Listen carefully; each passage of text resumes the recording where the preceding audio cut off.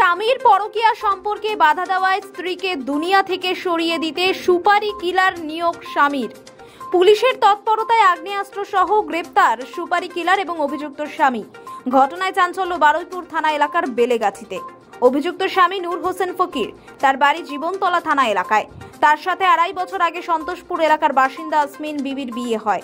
বিয়ের পর পরকীয়ার সম্পর্কে জড়িয়ে পড়ে নূর। স্বামীর প্রেমে বাধা দেয় আসমানা বিবি। এই নিয়ে শুরু হয় পারিবারিক অশান্তি। ঘটনায় সমস্যার সমাধানে আসমান বিবির দাদুর বাড়ি বারুইপুর থানা এলাকার বেলেগাছির নবপল্লীতে সালিশি সভা ডাকা হয়।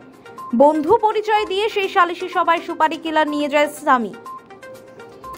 চিতপুর থানা এলাকার বাসিন্দা সাহিল খান এলাকায় কুখ্যাত দুষ্কৃতী নামে চিহ্নিত।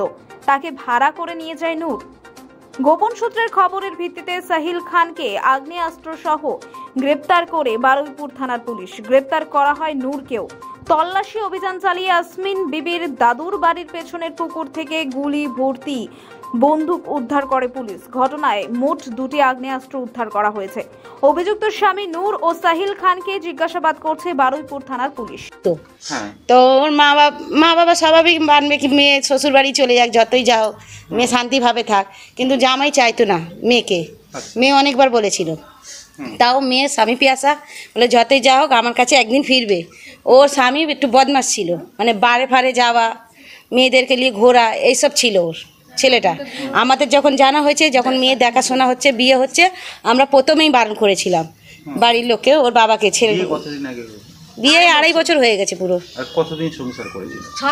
6-7 মাস এমনি সংসার করেছে। পেটে বাচ্চা আসতে পুড়ে গেল মেয়ে, ওই এসে আর যায়নি মেয়ে। ওর পরে কি ওই সন্তোষপুরেই থাকছিল? সন্তোষপুরেই থাকছিল। তো সেদিন এখানে কি মানে একসঙ্গে থাকবে বলে বিচার? হ্যাঁ, এখানে থাকবে বলে, মানে মেয়ে জামাইকে এক জায়গা করার জন্য আমরা কতদিন আর আলাদা থাকবে? এক জায়গায় থাকলে স্বামী শুধরে যায়, যেতে বারবার অন্য জায়গায় যদি নাই। আমরা তো জানি মেয়েবাজি ছেলে আছে, যাতে মেয়েবাজি ছেলে যদি ভালোভাবে শুধরে গেলে, বউ সংসারে গেলে তবে শুধরাবে। একটা বাচ্চা হয়ে গেছে, এ তো এরকম কাণ্ড করবে আমরা কিন্তু জানতে পারি।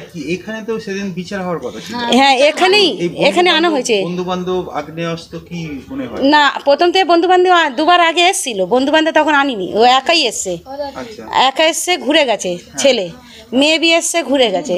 ফের ঘরে গিয়ে একবার ছেলেটা এখানে, আমাদের বাচ্চাটা এখানে পড়ে গেছে, একটু মাথাটা ফেটে গেছে। তো এই ছেলেটা অন্য মেয়ে নিয়ে চলে গেছে অন্য জায়গা। কোথায় শেষ যেদিন এই বিচার হওয়ার কথা ছিল, শেষ যেদিন, হ্যাঁ সেদিন মানে কি বন্ধু বান্ধব এই আগ্নেয়াস্ত্র কি মনে হয়? ওটা না, ওটা আমাদের অতটা জানা নেই, কিন্তু আমরা দেখলাম ওর বাবা এসছে আর ওর মা এসে এখানে কথা হচ্ছে। আমরা ওর বাবার সাথেই কথা বলছিলাম কি বেই এরকম ঝগড়া অশান্তি তো ভালো না, ছেলে মেয়ে আলাদা থাকা ভালো না। ছেলে মেয়ে কী করবে তোমরা, এক জায়গায় রাখবে না ছাড় করাবে? ওর বাবার সাথেই কথা বললাম। ওর বাবা বলছে যদি মেয়ে থাকতে চায় তো থাকবে, আর যদি যেতে চায় তো যাবে। তো আমার ননদ ও কাগজ বানিয়ে নিয়ে এসেছিল কোর্টে, যেদিন আমার মেয়ে যদি না থাকে আমরা তালাক করিয়ে মেয়েকে নিজের কাছে রেখে নেবো, যে কোনো একটা ফ্যাসলা করবো। তো জয়নাল ভাই বলে একটা আমাদের দাদা, ওনাকে বলেছিল কি আমার মেয়ের একটা বিচার করে দেবে। তো বললো ঠিক আছে, দাদাকে বললো। তো আমার শ্বশুর থাকবে, শাশুড়ি থাকবে, আর ছেলের বাবা মা আমাদের পঞ্চায়েতে 2-3টে লোক থাকবে।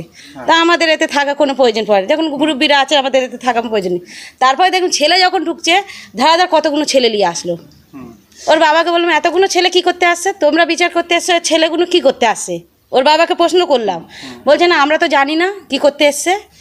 তো ওদের মধ্যে আবার ওর নিজের চাচাতো ভাই ছিল, যে ছেলেটা বন্দুক নিয়ে এসছে তার চাচাতো ভাই আছে 2টো, আর বাকি সব আশেপাশের কেউ আছে জানি না। বন্দুক নিয়ে এসছে, বিচারে এসছে, মানে কি বিষয়? ও মানে আমাদের তো কি করতে নিয়ে এসছে, আমার যতটা মনে হচ্ছে মেয়েটাকে তো চাইছে না, ঝগড়া অশান্তি সবসময় হচ্ছে।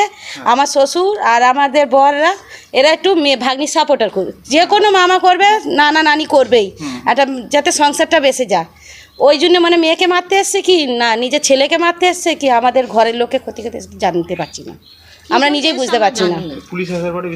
হ্যাঁ, সে পুলিশ এসছে, তারপর বললো কি ওরা কোথায়, তাহলে কে, আমরা জিজ্ঞাসা করলাম কে স্যার করছিলাম।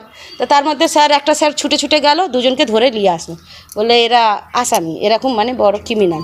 নিউজ সমবার্তা।